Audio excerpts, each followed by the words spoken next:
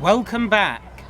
In this week's Sedra, we are told that Korach started a rebellion against his first cousin Moshe.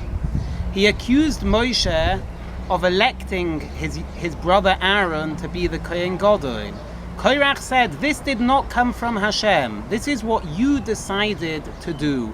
You decided to elect Aaron, your brother, as Kohen Gadol." The Mishnah in Ovos tells us this was a case of a machlokas shaloi l'shem shamayim.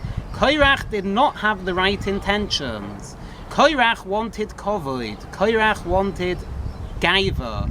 He wanted that he should be the Kohen Gadol and not Aaron. As a result of this, he argued with his cousin Moshe and said, "You have decided, not Hashem." Says the Mishnah, someone that argues for the wrong reasons, not for the sake of heaven, the end result is ein sofoi lehiskayim. The argument that he's having doesn't achieve its purpose. Korach did not become the Kohen Gadol. Not only this, Korach died a terrible death, an interesting death. He was swallowed up by the ground.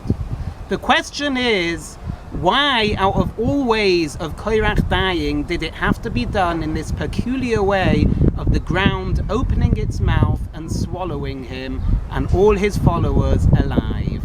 Why such a death?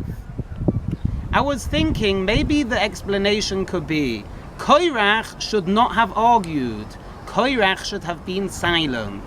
In Hebrew, the word for silence is Doim, vayidoim, be silent. We know that ground is an inanimate object. An inanimate object is called a Doimem in the words of our Chazal.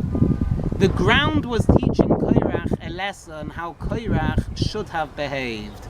Korach was arguing for the wrong reasons. He was arguing for kovod. He should have been like the ground. He should have been a Doimem. He should have been silent. If he would have been silent, maybe he would have got some position eventually. Instead, he opened his mouth and he argued. As a result of that, his death came about precisely through the ground, teaching him, you should have behaved like me. You should have been silent. You should have been like an inanimate object. The lesson for all of us is, sometimes we have different views, sometimes we argue. We have to always think to ourselves, is this an argument for the sake of heaven? If it's not an argument for the sake of heaven, let us learn from where Korach went wrong. Let us learn from the lesson of the ground to behave like ground. Keep silent, and if we do keep silent, maybe we will eventually gain, as opposed to arguing where there'll definitely be no gain whatsoever. Have a good Shabbos.